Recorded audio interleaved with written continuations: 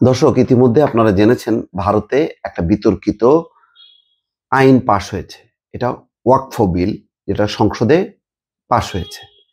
সংখ্যাগরিষ্ঠতার জোরে বিজেপি সরকার এটি পাশ করেছে।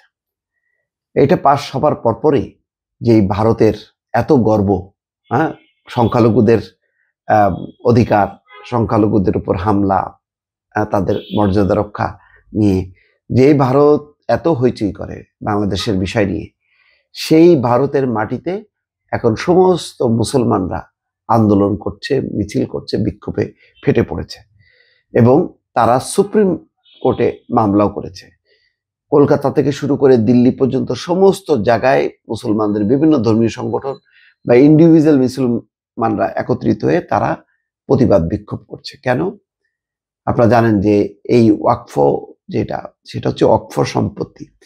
ভারতের প্রচুর প্রাচীন মসজিদ আছে, মাজার আছে, এগুলো হচ্ছে পরিচালিত হয় ওয়াকফর মাধ্যমে, ওয়াকফ বোর্ড। এখন ভারত যে নতুন বিল পাশ করছে তাতে বলা হচ্ছে যে ওই ওয়াকফ বোর্ডে অমুসলিমরাও থাকতে পারবে। আর একটা মারাত্মক যে ওয়াকফ সম্পত্তি তার যাচাই বাছাই করা, এই ক্ষমতা সরকারের থাকবে। তাহলে কি দাঁড়ালো? যদি ওই বোর্ডের মধ্যে, ওয়াকফ বোর্ডের মধ্যে অমুসলিম সমস্ত হিন্দুদের যেগুলি সাম্প্রদায়িক তাদেরকে ঢোকায় তারা বলবে যে এই মসজিদ, এখানে সমস্যা আছে, এটা মনে হয় ডিসপিউটেড সম্পত্তি, তখন তারা সরকারকে বলবে, সরকার ওই সম্পত্তি নিয়ে তারা যাচাই বাছাই করতে পারবে। তার মানে নতুন আগুন ধরানো হলো। এতে বলা হচ্ছে যে মুসলমানদের যেই প্রাচীন সেই সম্পত্তিগুলো, সেগুলো আস্তে আস্তে হাতছাড়া হবে এবং সেখানে মসজিদগুলো ভেঙে ডেমলিশ করা হবে, সেই জায়গায় মন্দির নির্মাণ করা হবে। এইগুলি এই ইত্রামি ছাড়া এই ওয়াকফ বিল পাশ করার আর কোনো কারণ নেই। এতদিন যেটা চলছিল তার মধ্যে কি সমস্যা ছিল?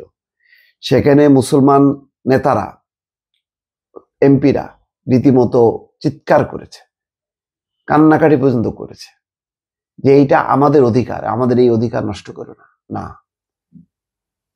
বিজেপি শুনেনি। অথচ বিমস্টেক সম্মেলনে ওই মোদি বলতেছে যে ভারতে হিন্দুদের অধিকার রক্ষা করো, তাদের উপরে যে হামলা হয়েছে সেগুলোর আমরা জবাব চাই। তার নিজের দেশে মুসলমানরা এখন রাস্তায় বিক্ষোভ করতেছে। দেখেন কত বড় ভণ্ড, যে সে তার নিজের দেশের মুসলমানদের অধিকার ক্ষুণ্ণ করে সে বাংলাদেশে চায় সংখ্যালঘুদের অধিকার প্রতিষ্ঠা করার জন্য। তো বিভিন্ন রাজনৈতিক দলের পাশাপাশি মুসলিম সংগঠন থেকেই মামলা করার ইঙ্গিত দেওয়া হয়েছে। সেই সঙ্গে অল ইন্ডিয়া মুসলিম পার্সোনাল ল বোর্ড জানিয়েছে এই আইনের বিরুদ্ধে তারা দেশ জুড়ে আন্দোলন শুরু করবে। ওয়াকফ বিলের সমর্থন করায় বিহারের মুখ্যমন্ত্রী নীতিশ কুমারের দল জেডিইউতে ভাঙন দেখা দিয়েছে। গত 2 দিনে 5 জন নেতা দল ত্যাগ করেছেন। ওই 5 নেতার মধ্যে 4 জন মুসলিম হলেও 1 জন হিন্দু আছে। হিন্দুদের মধ্যেও প্রগতিশীল লোকজন আছে।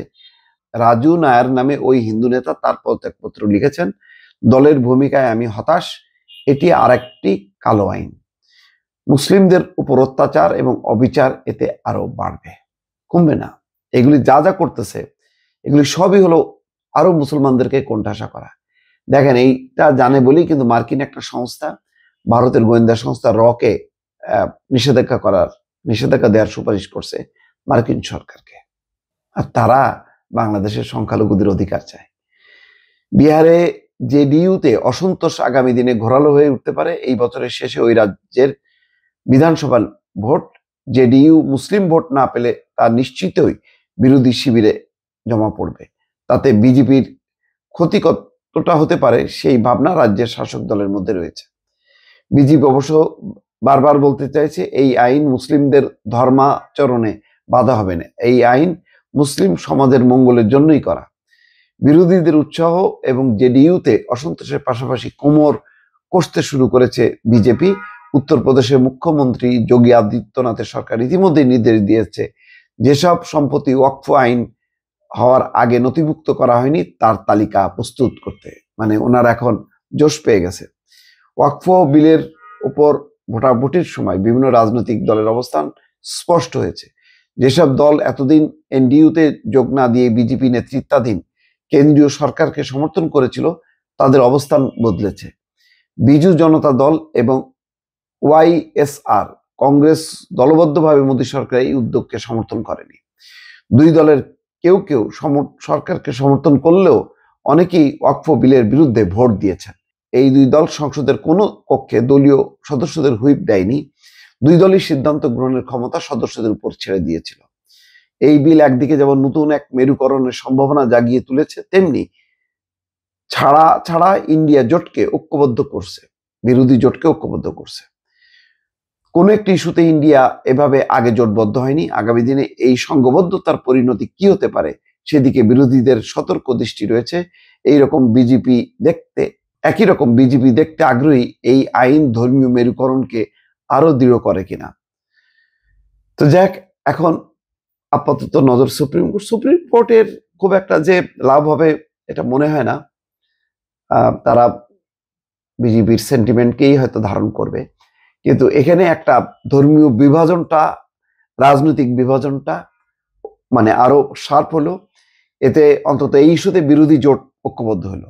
তারাও বুঝতে পারলো যে এখানে সংখ্যালঘুদের মানে অধিকার হারা করবে। ভারতে 20-25 কোটি যে মুসলমান আছে তারা অধিকারহীন হবে, তাদের সম্পত্তিগুলো বেহাত হবে এবং একটা রাজ্য জুড়ে একটা অশান্তির বীজ বপন করে দিল এই ওয়াকফ বিল, যেই বিলে ইচ্ছাকৃতভাবে হিন্দু প্রতিনিধি রাখা, তারপরে মানে ওয়াকফ বিল সম্পত্তি যাচাই করার ক্ষমতা সরকার হাতে দেওয়া, এসবের মধ্য দিয়ে পুরোপুরি এক ধরনের মানে ধর্মের সুড়সুড়ি দিয়ে সাম্প্রদায়িক একটা উত্তেজনার বিষ বাষ্প ছড়াই দিল মোদী সরকার। দর্শক ভালো থাকবেন, আল্লাহ হাফেজ।